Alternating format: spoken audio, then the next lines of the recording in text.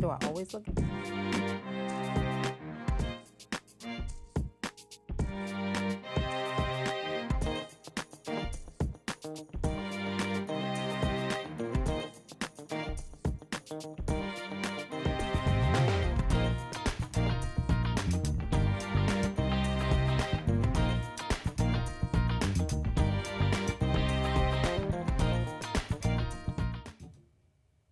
Hey everybody, my name is Sharon Quinn and I'm also known as the original runway diva, and you are watching Model Behavior.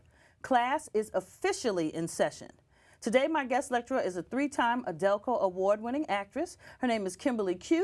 She won an award for her one-woman production of A Journey with Josephine, and she is the author of 3 books on lesbian erotica. Welcome, KimberlyQ. Thank you. To Model Behavior. How you doing, girl? I'm good. Now, I tell you, like I tell everybody, this is teaching. This is what we do here. So the first thing I ask everyone is, how did you get started doing what it is you do? But you do a lot of stuff. I do a whole lot of stuff. So let's start with the acting piece. Well, I actually started acting in college because I was in children's theater when I was in college. And that was just fun.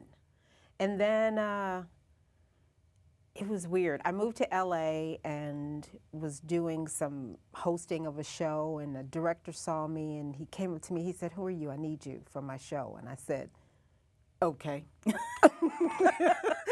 Next thing you know, I was the star of a play that ran called The Children of the Night for about a year in LA.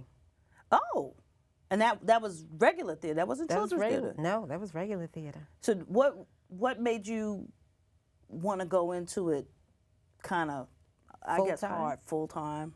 Well, you know, it's one of those things where you don't even realize that you're falling into something sometimes. Mm-hmm. And then after I did Children of the Night, then I moved back to New York, and then a friend said, "You should go for this audition." I said, "Okay," which is what happens with a lot of my projects. Somebody says, "Oh, well, you should try this." I go, "Okay." So I went for an audition at NBT and got the part. And NBT, National Black Theater, right? Yes. Okay, now, did the playwriting thing come naturally? Was it like a natural journey, or is that something you always wanted to do? No, I got commissioned. I am a Josephine Baker fanatic, and an actor friend, Eric Coleman, mm-hmm. came to me and he said, "You love Josephine. Do you think you could write a play about her?" And in my head, initially I was thinking of a play where Josephine and Eartha Kitt met. I thought that would be fabulous, but, you know, I couldn't pull it together. But then when he came to me about Josephine, I said, "Oh, sure," not knowing what I was doing because I've never written a play. But was it hard, or did it just naturally flow from you? It just flowed because I knew about Josephine. So she's an idol of mine. So it was something that came easy for me to write. Now, putting it together was different because then I had never actually formulated a play. I wrote out everything that I wanted and how I wanted to do it, and then he directed it, and then, boom, it was a play. Now, the way you just made it sound, you made it sound like you just wrote it out and you just did it. Well, no, but what I want to know is, how do you write a play? Right. So for a one-woman play, what I did was, and because it was a one-woman show, I was able to just write it in Josephine's words. So I wrote Josephine, mm-hmm. and initially I wrote it as a 2-character piece where there's a new Josephine-esque person starting in Paris, and Josephine comes to revisit her in her dressing room. That was the initial play. And then after I did it for the Hadley Players, which is where I was asked to write it, the proprietor, Miss Jeanette, she said, "You don't need 2 people, cut her out." And in my head I was going, "No, I have to have 2 people." She said, "No, you need 1. Okay, Miss J.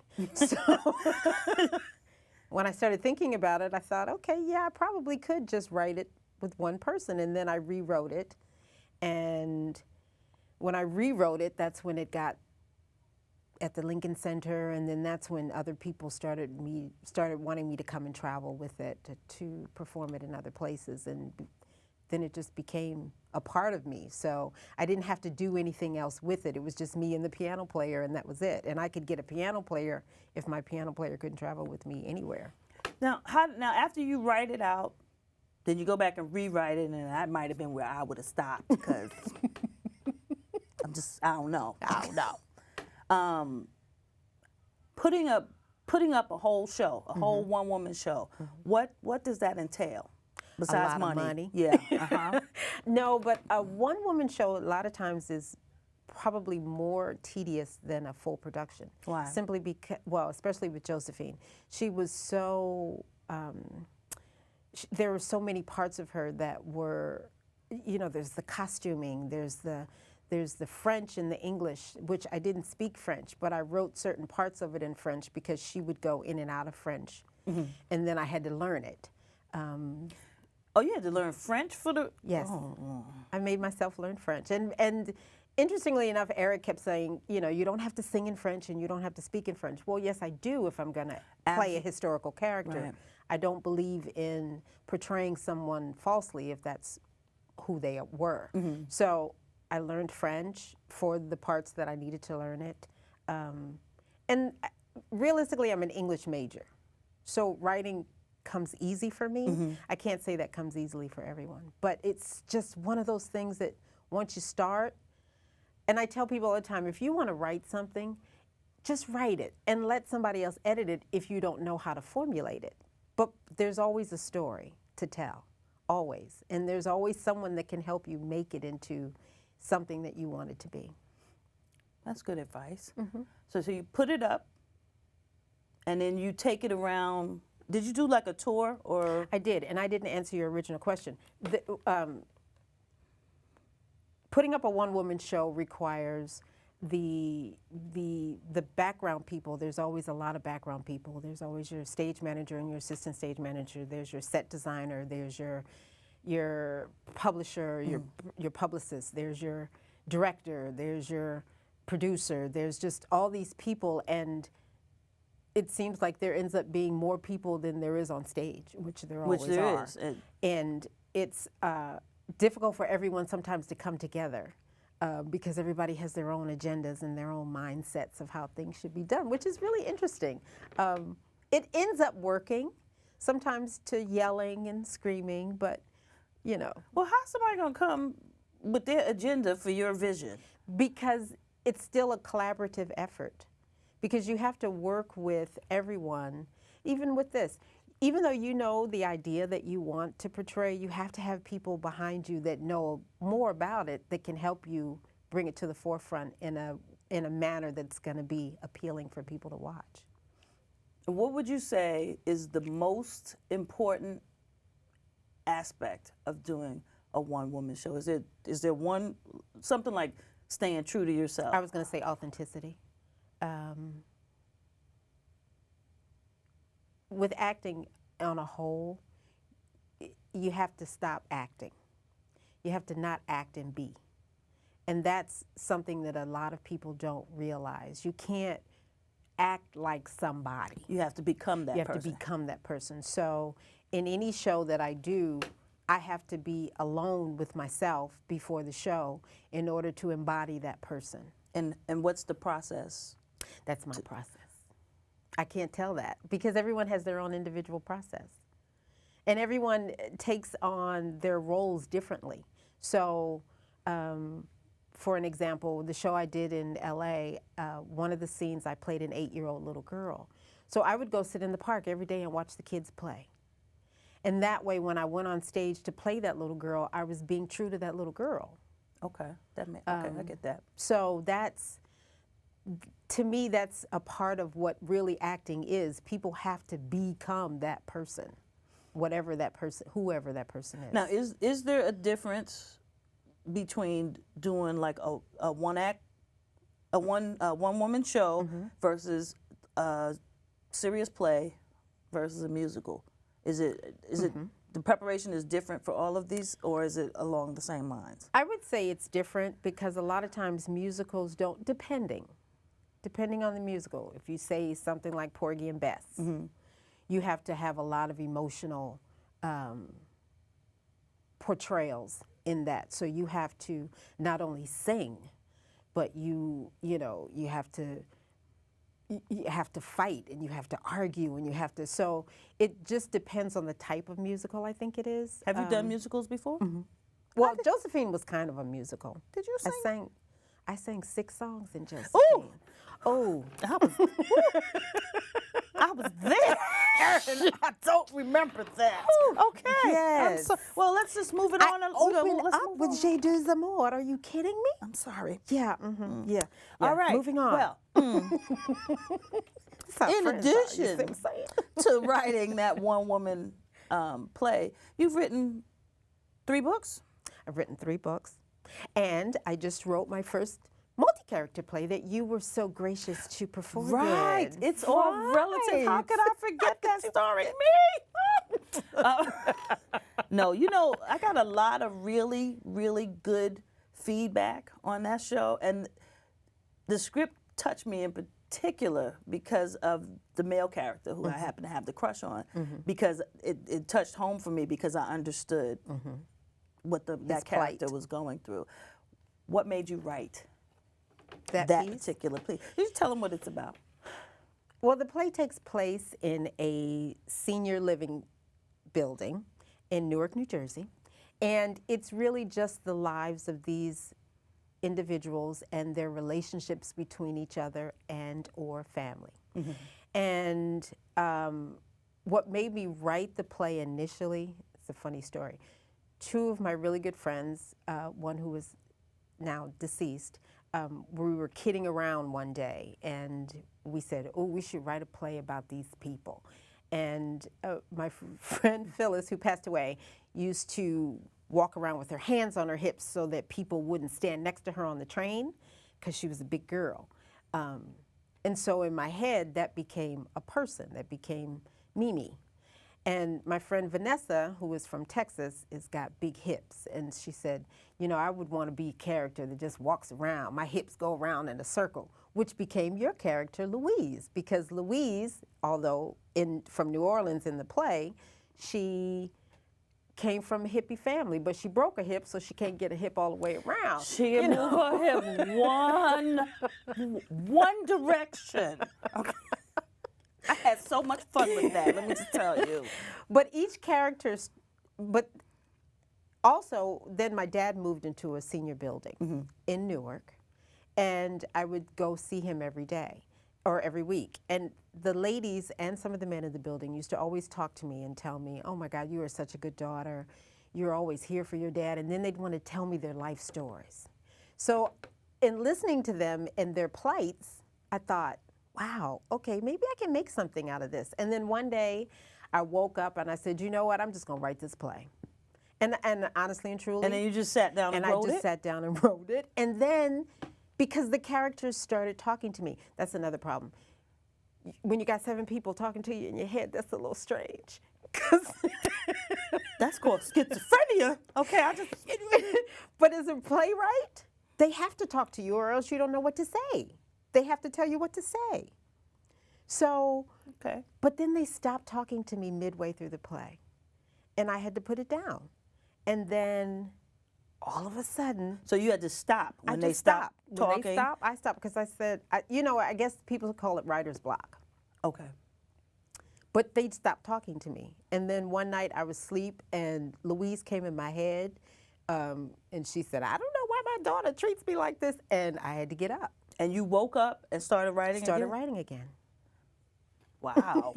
It's a crazy thing. And it's just, then I couldn't figure, and then I didn't want people to know someone dies in the play, but I didn't want people to know who died.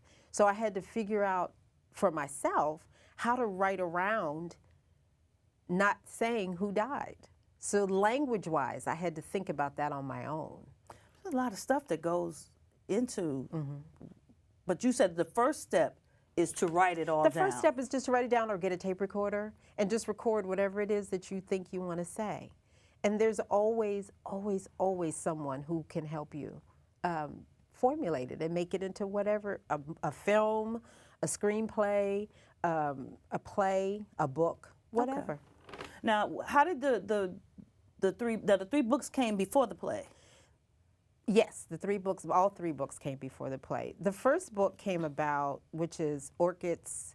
I forgot the name of my book. Orchids, Lesbian. Yeah, there's Orchids, Orchids 2, Reality or Fantasy, and then there's LesbianFunk. Okay. Orchids came about because I used to do a lot of festivals, a lot of the Pride festivals, and in talking to women, I found out, gay and straight, that most women had never had a one-night stand. That was fascinating to me. And I didn't understand how you couldn't. I said, you know, I started doing surveys. Because initially I was trying to get a grant to do a book about women and one-night stands. But then so many women had never had a one-night stand. I thought that was amazing. So then a friend of mine said, well, then you should just write a book about your one-night stands. I said, okay. And now, here's the thing with me. Okay, wait, hold on, wait. Okay, so what I tell people about my books is I am a part of every story. I don't tell you what part I am, though. So you'd have to read them to figure, if you know me, you know. If you don't know me, you don't know, and you just have to hold it at that. But the first one is 7 stories about one-night stands, women with one-night stands.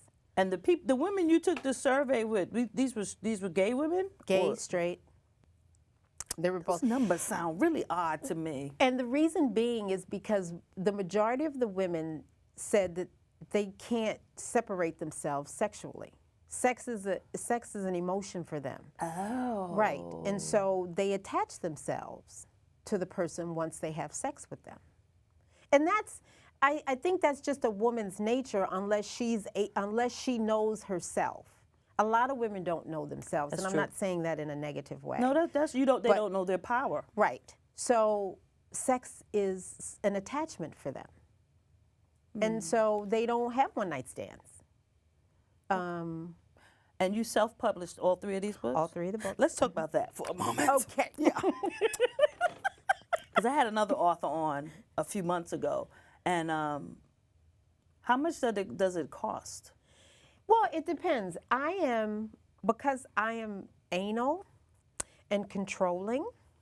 Yeah. So I write my books, I edit them, I design them, and all I have to do is hire the layout person.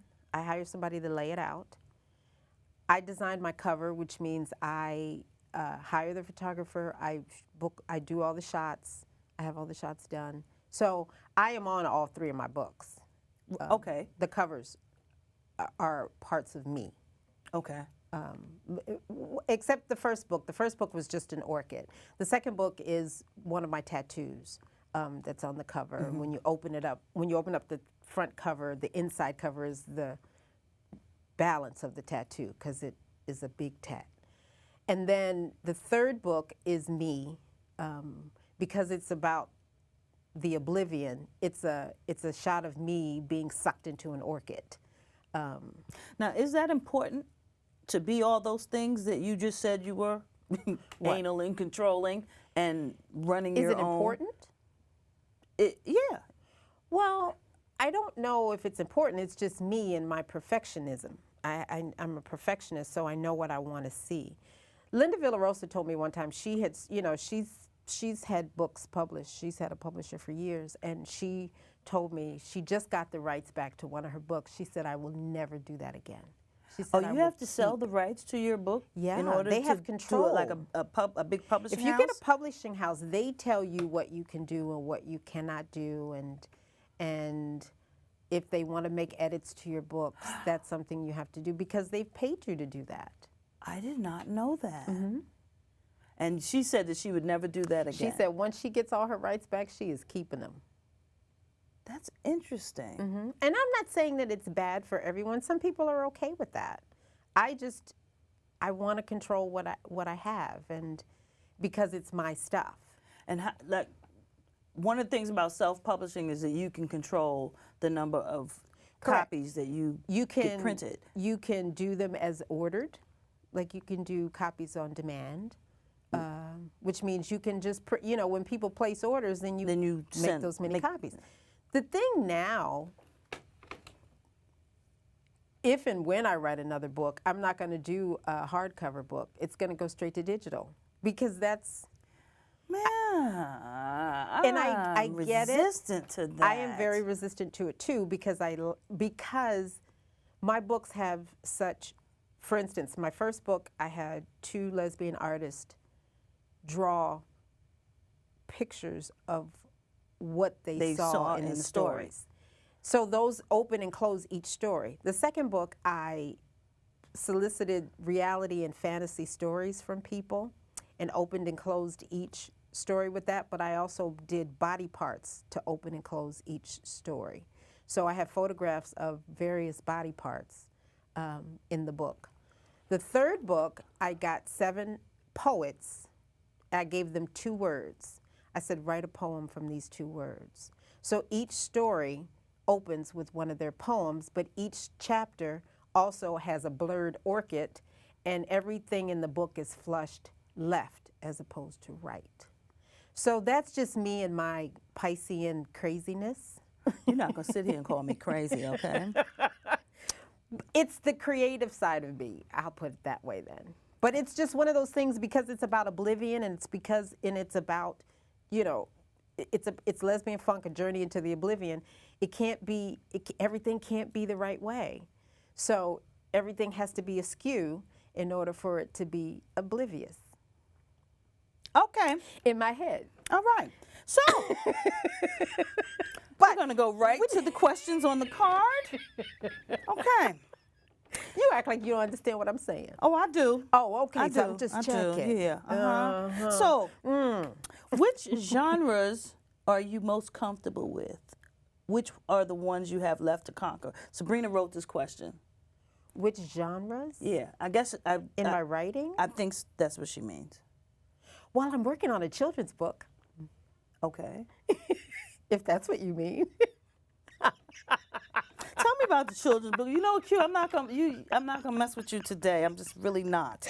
No, you know what? I always wanted to do a children's book, and after I looked at Spike Lee's wife's book, Baby, Baby, Please, her illustrations are absolutely amazing. And I would have to find an artist that could illustrate the way I want to illustrate, but I do want to write a children's book for same-sex couples' children. So I see everything has a LGBT spin on it. No, not my in your plays. writings. Josephine doesn't. Your books. Oh, in my books. I mean, yeah, you're right. And then I kind of had it in the play. Now, where did you get the inspiration for the children's book that you just finished talking about? Because I had a friend actually I have a friend who adopted 2 kids years ago, and now they're grown. And now she's adopted 2 more, crazy.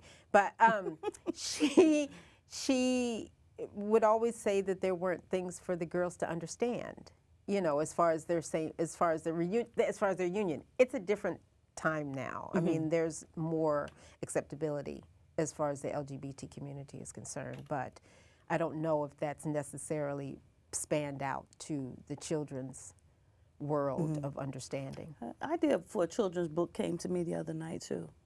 Okay. Yeah. See? And illustration was the first thing I thought about. I was like, I can't draw. I have to find somebody who can draw what I visualize in my head. Is that hard to find an illustrator? I don't think it's difficult. I think you just have to, you got to gel with them. It's like finding a director for a play. You just have to know if you two are going to see eye to eye. It's my problem with my play that I have now. I haven't found a director. My Q stands for queer play. I haven't found a director that I'm comfortable with to direct my life. Yeah, I can see how that could be a little sticky. Yeah. Yes. So you bring in the Q. The Q is for queer back? I'm thinking about it. Okay. Now, where do you get your inspiration from? For what? For whatever it is that you want to do. That's very vast. Yes. I could say I get my inspiration from my tattoos when I wake up in the morning to go, oh, I need to do tattoo. So would that be true? Yeah, I kind of just, God. yeah, Okay. kind of, sort of. Just, you know, you wake up and you go, oh, yeah, I need a new tattoo. Yeah, don't even ask. Nothing on this card is going the way I had planned. So that means you have to. That means you have we to just put the card down we and just sort of go. winging this one. Okay. So, yeah, I'm gonna go back to my card because you. What's your plans for the future? What else you want to do, Q? I actually want to make a short. I want to make a short film for the Gay and Lesbian Film Festival, actually, with one of the short stories from my second book. I seem to recall that period when you were reaching out for people for. Oh well, no, you're thinking of the erotica monologues that you hosted. Right. Girl, I do a lot. You do a lot of stuff. I do a lot of stuff. The erotica monologues is a play I do with 7 of the stories from 2 of my books. Are you going to bring that one back up? I can't get lesbians to do that right now. Okay, that's going to be another conversation for another time because we are at the 2-minute mark and we are almost out of time. She said, I cannot. I cannot tell you how much I have enjoyed this conversation. I gotta bring you back. You got more stuff to talk about. Anyway, people, we are almost out of time. I'd like to thank my guest, Ms. KimberlyQ, for joining us and sharing her vast knowledge of the acting community. That's not really what I wanted to say. I'm glad you came. Before I go, I'd like to leave you with a few thoughts. Remember that you can't change the game until you first learn the game. 2, always surround yourself with positive people and positive things. And 3, do what you love and love what you do. Don't forget to watch us, to like us on Facebook, follow us on Instagram, Twitter, and Pinterest. If you miss an episode of Model Behavior, make sure that you Google Sharon Quinn and Model Behavior, and all of the previous episodes will come up. Thanks for watching, and I'll see you guys next week. Class is dismissed. Bye, y'all.